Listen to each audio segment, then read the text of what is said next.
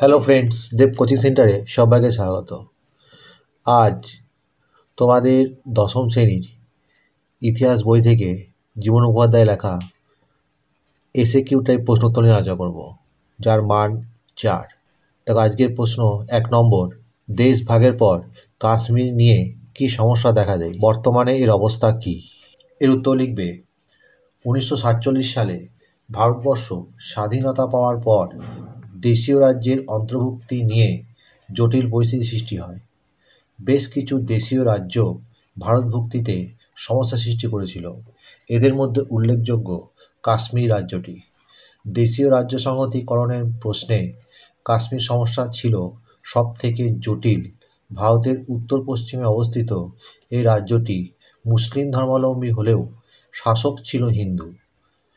ভারত স্বাধীনতার সময় Lord Mountbatten এই রাজ্যটির শাসক মহারাজা হরি সিংকে পাকিস্তান বা ভারত যে কোনো একটি দেশের সঙ্গে যুক্ত হতে পরামর্শ দেন, কিন্তু কাশ্মীরের ন্যাশনাল কনফারেন্স দলের সভাপতি শেখ আবদুল্লাহ ভারতের সঙ্গে যুক্ত হতে চাইলে মহারাজা হরি সিং চাইছিলেন স্বাধীন ও স্বতন্ত্রভাবে কাশ্মীর আলাদা রাজ্য হয়েই থাকবে। 1947 সালে 22 অক্টোবর পাক মদতপুষ্ট হানাদার বাহিনী কাশ্মীরে ঢুকে পড়ে ব্যাপকভাবে হত্যা ও লুণ্ঠন চালাতে থাকে। এমতাবস্থায় কাশ্মীর রাজা হরি সিং ভারত সরকারের কাছে সামরিক সাহায্য প্রার্থনা করে এবং ভারত ভুক্তিতে স্বাক্ষর করে। এর ফলে প্রায় 100টি বিমানে ভারতীয় সেনাবাহিনী পৌঁছায় এবং কাশ্মীরের 3 ভাগের 2 ভাগ উদ্ধার করে। শেখ আবদুল্লাহর সরকারকে বিরোধিতা করে পাকিস্তান জোর করে দখল করা কাশ্মীরকে আজাদ কাশ্মীর নাম দেয় এবং ভারত অধিকৃত কাশ্মীরের উপর নানান অত্যাচার চালাতে থাকে। পরবর্তী সময়ে কাশ্মীর সমস্যা নিয়ে অনেক সমাধানের চেষ্টা করা হলেও পাকিস্তান বারবার তার সীমা লঙ্ঘন করে যুদ্ধের ইঙ্গিত দিতে থাকে। বর্তমানে ভারতের সংবিধান সংশোধনের মাধ্যমে কাশ্মীরে নিজস্ব ক্ষমতা খর্ব করে কেন্দ্রীয় সরকারের কর্তৃত্ব স্থাপন করা হয়েছে। এরপরে 2 নম্বর প্রশ্ন দেখো, 1947 এর পর হায়দ্রাবাদ রাজ্য কিভাবে ভারতভুক্ত হয়? এর উত্তর লিখবে, হায়দ্রাবাদ বলে পয়েন্ট দেবে, লিখবে উত্তরে মধ্যপ্রদেশ, দক্ষিণ ও পূর্বে মাদ্রাজ এবং পশ্চিমে বোম্বাই দ্বারা পরিবেষ্টিত এবং 82,000 বর্গমাইল বিশিষ্ট হায়দ্রাবাদ ছিল ভারতের সর্বাপেক্ষা বৃহৎ রাজ্য। হায়দ্রাবাদের জনসংখ্যা 25% হিন্দু হলেও এর প্রধান শাসক নিজাম ছিলেন মুসলিম এবং শাসন ব্যবস্থার প্রতিটি স্তরেই ছিল মুসলিম কর্তৃত্ব। রাজ্যের সংখ্যাগরিষ্ঠ জনসাধারণ অর্থাৎ হিন্দুরা ভারতের যোগদানের পক্ষপাতী হলেও নিজাম তার স্বাধীন অস্তিত্ব বজায় রাখতে উদ্যোগী ছিলেন। নিজ কর্তৃত্ব বজায় রাখার উদ্দেশ্যে নিজাম সামরিক বাহিনীর পূর্ণ মদতে রাজাকার নামে এক উগ্র সাম্প্রদায়িক সশস্ত্র দাঙ্গা বাহিনী গড়ে তোলে। এই বাহিনী হায়দ্রাবাদের অভ্যন্তরে এবং ভারত সীমান্তে মাদ্রাজ, মধ্যপ্রদেশ ও বোম্বাই সন্নিহিত অঞ্চলে হিন্দু জনসাধারণের উপর ক্রমান্বয়ে আক্রমণ ও অত্যাচার চালাতে থাকে। পাকিস্তান থেকে অস্ত্রশস্ত্র আসতে থাকে এবং মুসলিম হায়দ্রাবাদের নিরাপত্তার স্বার্থে নিজাম মুসলিম জনসাধারণকে জিহাদ ঘোষণার আহ্বান জানান। এই সময় হায়দ্রাবাদ রাজ্যে সংঘটিত 2টি ঘটনা নিজামের অবস্থাকে জটিলতর করে তোলে। 1947 7ই আগস্ট হায়দ্রাবাদ রাজ্য কংগ্রেস প্রশাসনের গণতান্ত্রিকরণের দাবিতে ব্যাপক সত্যাগ্রহ শুরু করে। প্রায় 20,000 সত্যাগ্রহীকে জেলে পাঠানো হয় এবং রাজাকার বাহিনী ও প্রশাসনের যৌথ আক্রমণে হাজার হাজার মানুষ ভারতের সীমান্তে ত্রাণ শিবির আশ্রয় গ্রহণ করতে বাধ্য হয়। এর ফলে শান্তিপূর্ণ সত্যাগ্রহ এবং সশস্ত্র সংগ্রামে রূপ নিতে থাকে। 1946 দ্বিতীয় ভাগে হায়দ্রাবাদের অন্তর্ভুক্ত তেলেঙ্গানায় কমিউনিস্টদের উদ্যোগে সশস্ত্র কৃষক সংগ্রাম শুরু হয়। প্রশাসন ও রাজাকার বাহিনীর অত্যাচার সত্ত্বেও আন্দোলন জোরদার হয়ে ওঠে এবং সন্নিহিত মাদ্রাজ প্রদেশের উত্তরাঞ্চলের প্রভাব ছড়িয়ে পড়ে।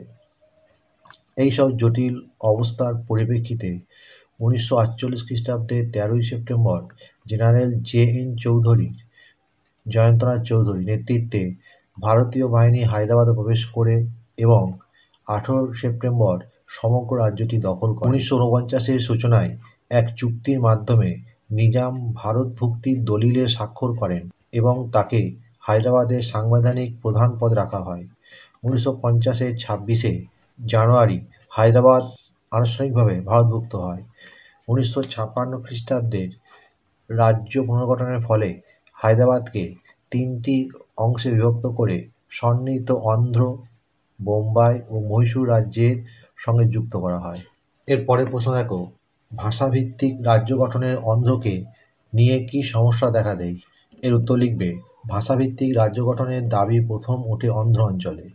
জনপ্রিয় অন্ধ্র নেতা অন্ধ্রকেশরী টি প্রকাশম এর সঙ্গে চক্রবর্তী রাজাগোপালাচারীর তীব্র মতভেদ ছিল। এর পরিপ্রেক্ষিতে তেলুগুভাষী এবং তামিলভাষী জনগণের মধ্যে সংঘর্ষ শুরু হয়। তেলুগুভাষীদের দাবি ছিল যে পূর্বতন ব্রিটিশ মাদ্রাজকে ভেঙে তামিল ও তেলুগুভাষী দুটি স্বতন্ত্র প্রদেশের তামিলভাষীরা এ নিয়ে কোনো আপত্তি না জানালেও মাদ্রাজ শহর কোন প্রদেশের ভাগ্যে পড়বে তা নিয়ে বিরোধ দেখা দেয়। বলা বাহুল্য, ভৌগোলিক অবস্থান ও ভাষার দিক বিবেচনা করে মাদ্রাজ শহর কখনোই অন্ধ্রপ্রদেশে অন্তর্ভুক্ত হতে পারে না। 1952 সালে 19শে অক্টোবর জনপ্রিয় স্বাধীনতা সংগ্রামী ও তেলুগু নেতা পত্তি শ্রী রামুলু পৃথক অন্ধ্র রাজ্যের দাবিতে আমরণ অনশন শুরু করেন এবং 58 দিন অনশনের পর তার মৃত্যু হয়। তার মৃত্যুতে সারা অন্ধ্র জুড়ে 3 দিন ধরে চরম বিশৃঙ্খলা চলে এবং শেষ পর্যন্ত প্রধানমন্ত্রী জওহরলাল নেহরু পৃথক তেলুগু প্রদেশ অন্ধ্রের দাবি মেনে নেন। 1953 সালে অক্টোবর মাসে অন্ধ্রপ্রদেশের জন্ম হয়। একই সঙ্গে পৃথক তামিল প্রদেশ তামিলনাড়ুর জন্ম হয়। এর পরের প্রশ্ন দেখো, নেহেরু-লিয়াকত চুক্তি কী?